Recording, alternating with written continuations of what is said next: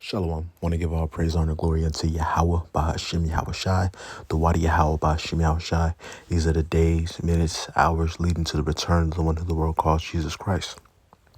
Now we know that before the one who the world calls Jesus Christ returns, which his real name is Yahweh Shai, there's going to be a full World War III, right? There's going to be pestilences, return of old pestilences, new pestilences, more dangerous that are taking the people from the earth, pertaining to Matthew the 24th chapter, the 7th verse. A lot of people are going to go transition back to the spirit world, pertaining to Second Ezra chapter 5 verse 1, calamities, civil war, and the pushing and the causing of people to be forced to take the RFID microchip, pertaining to Revelation the 13th chapter, the 16th verse. All these things are leading to the return of the one who the world calls Jesus Christ, which his real name is Yahweh Shai. So without further ado, let's get into some prophecy that we see going on in the world that leads us to believe that we are closer to those times than not. What we know about the suspect in shooting at White House Correspondents' Dinner, right? So remember, there was that shooting, and you look at that guy, you could tell he was plagued with demons. The dad, handsome man, right? Looks like a nice man and things like that, and you could just kind of see in the son's eyes, he was a little cooped out. They said he came in doing the Naruto run and things like that. A lot of these different people, they're lost and distraught, and they have no hope. And you're gonna see a lot more wild acts like these in these last days. Cole Thomas Allen, the suspected gunman who tried to attack the White House Correspondents' Dinner on Saturday night, left behind what officials are calling a written manifesto in which he clearly stated he wanted to target officials in the Trump administration.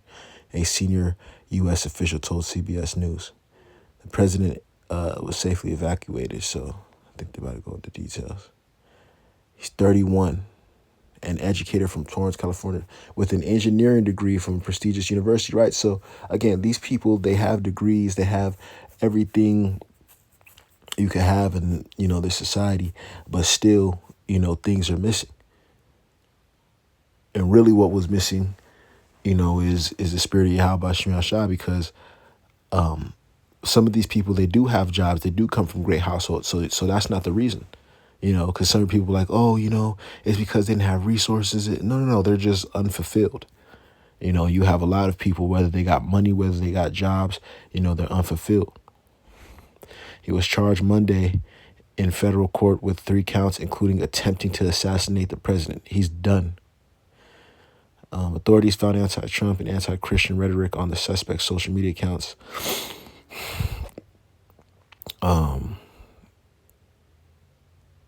FBI is conducting a criminal investigation, so investigating the suspect's background to shed light on what precipitated the shooting.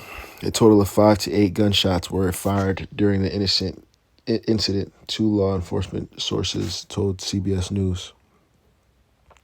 He was armed with a shotgun, handgun, multiple knives when he attempted to charge security checkpoint. Yeah, man.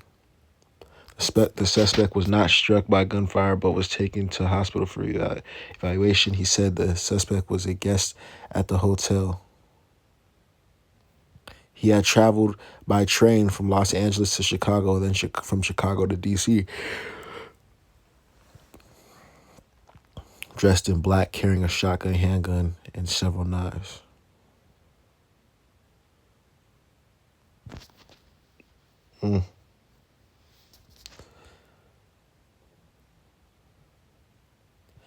Search warrants for his phones.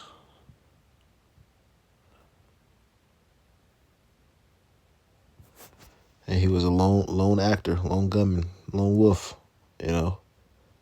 Hey, certain of these people, it's not no elaborate plot or plan. They just get fed up. They just get distraught. They just get demons bugged out, and they do things. This is why we need Yahweh Shem Shai in our minds, 24/7.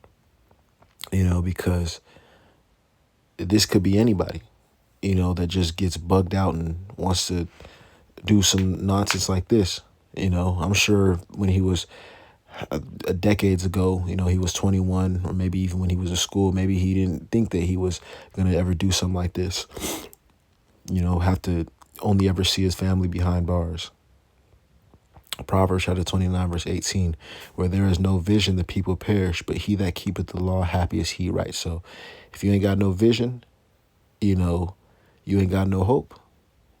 That's where the people perish. That's where people lose. They have no vision. They have no sight, and now he's, instead of being used as an instrument, of a blessing to the Heavenly Father, and, just living your life, he is just a crash out. Second Ezra chapter 15, verse 16, for there shall be sedition among men, and invading one another. They shall not regard their kings nor princes, and the course of their actions shall stand in their power, right? So sedition among men, these type of acts, this type of mindset is coming to a lot of people. And also with these high gas prices, with the high housing, with the high food. There was an article that came out. It says 70% of people are, struggling to make ends meet, something like that, or struggling for, the bare necessities and things like that. So, yeah. You also got people applying for hundreds of jobs. They're on Indeed all day, just feeling like trash because they can't get a job. Even these entry-level jobs, McDonald's, this, that, it's hard to get. So, yeah, it's rough out here for people.